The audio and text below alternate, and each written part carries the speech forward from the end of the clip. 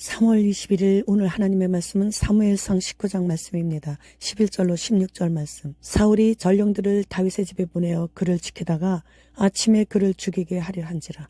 다윗의 아내 미갈이 다윗에게 말하여 이르되 당신이 이 밤에 당신의 생명을 구하지 아니하면 내일에는 죽임을 당하리라 하고 미갈이 다윗을 창에서 달아내림에 그가 피하여 도망하니라. 미갈이 우상을 가져다가 침상에 누이고 염소털로 엮은 것을 그 머리에 씌우고 의복으로 그것을 덮었더니 사울이 또 전령들을 보내어 다윗을 보라 하며 이르되 그를 침상째 내게로 들고 오라. 내가 그를 죽이리라. 전령들이 들어가 본즉 침상에는 우상이 있고 염소털로 엮은 것이 그 머리에 있었더라.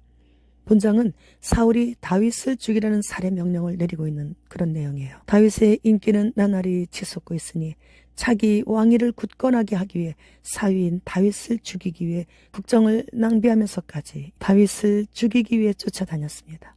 본장에서만도 4번이나 다윗을 살해하려고 했습니다. 그러나 하나님께서는 번번이 실패로 돌아가게 하심으로 인해 다윗을 지키셨죠. 이렇게 사울이 다윗을 끝까지 죽이려고 했던 이유는 자신의 왕권이 위태롭다고 판단했기 때문입니다.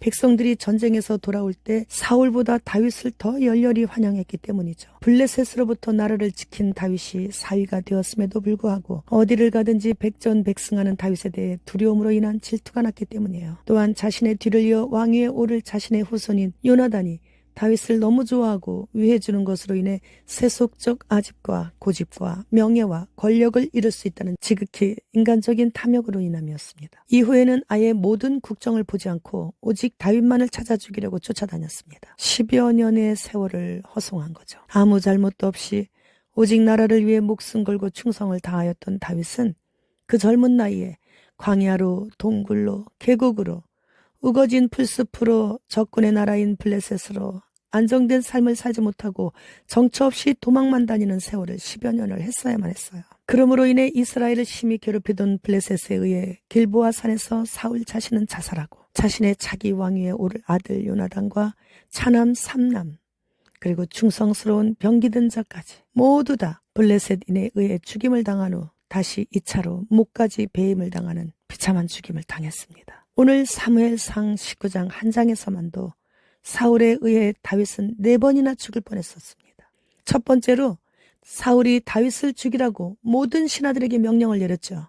그런데 요나단이 가로막아 다윗을 보호해서 실패했고 또 두 번째는 자신이 악신 들렸을 때 다윗이 수금을 타면서 그 악신을 쫓아내고 있을 때 그러니까 사울 자신을 위해 수고하고 있을 때 갑자기 던진 단창을 천사를 통해 막아주셨고 세 번째로는 사울의 전령들을 통해 다윗이 집에 돌아가서 마음 놓고 잠을 자고 있을 그 시간에 죽이려고 했지만 다윗의 아내이면서 사울의 딸 미갈이 창으로 다윗을 줄로 달아 내려 죽음을 피하게 했고 네 번째로는 다윗이 도피하여 사무엘에게 갔는데 도피 도중에 어떤 사람의 신고로 다윗이 사무엘과 라마 나요스에 있다는 것을 알자 사울은 이번에는 자신이 직접 다윗을 죽이기 위해 라마나요스로 향하던 중 하나님의 거룩하신 영이 사울에게 임하심으로 인해 라마나요까지 갔지만 사무엘 앞에서 옷을 다 벗고 누워서 온종일 예언만 하다가 끝났습니다. 이제 이 세상은 마지막을 향해 빛의 속도로 달려가고 있습니다.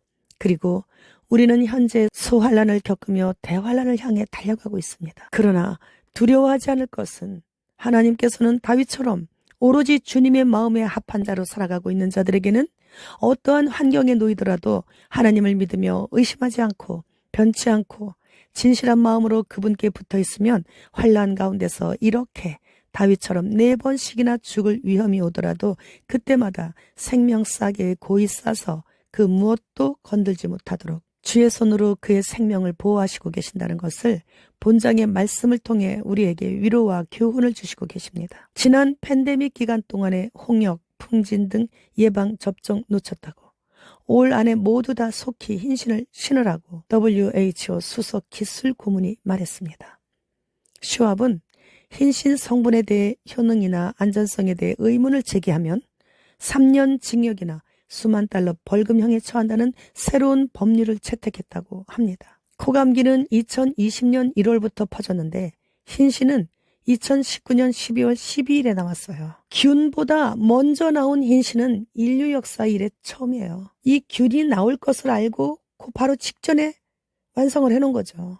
비루스보다 먼저 나온 흰시는 아무튼 인류 역사 이래 처음이었어요. 세계 최초로 서울시와 티머니 교통카드 회사는 태그리스 시스템을 도입했는데 승객은 블루투스를 켠 채 폰만 들고 그냥 지나가면 자동적으로 신호를 읽고 자동으로 결제가 되는 그런 방식입니다. WHO 상임이사국의 면모를 보여주며 앞장서서 그들의 어젠다에 충성을 다하고 있죠. 이런 것을 보면 좌파 우파 공산주의 민주주의 다 한패인 것이 다 확실합니다.